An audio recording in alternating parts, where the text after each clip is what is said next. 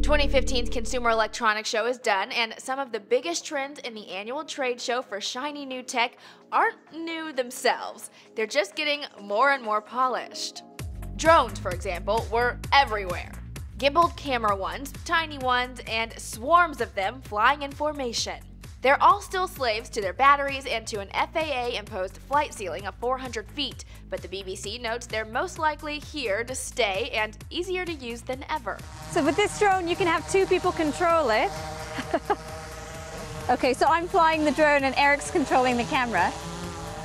Much of the focus among automakers looks to be on taking the driving out of driving. That's obviously not for everyone, but just from a tech standpoint, the advances are drawing attention. For the James Bond wannabes, BMW showed off a smartwatch app for controlling your car, up to and including some limited driving.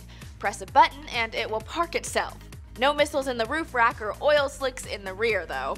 The Mercedes F015, meanwhile, is hard to mistake for anything but a concept car, where the designers tend to throw in the chrome-plated kitchen sink just because they can. And outlets have noted it seems more at home at a tech trade show than an auto conference. In place of impressive speed or horsepower, the F015 showed off driverless tech, eye tracking, and laser projectors.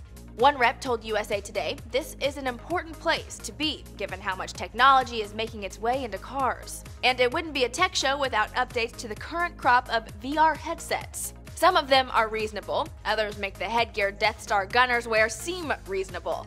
But for every widely panned flop, there's a headset or two making real progress toward consumer-ready VR.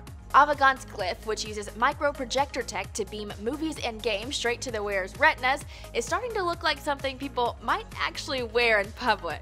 And Oculus VR updated its Rift headset with positional audio to crank up the immersion another couple of notches. Still no word on when that one will finally make it to the market, but the company said it will be aiming for sometime in 2015. For Newsy, I'm Jasmine Bailey.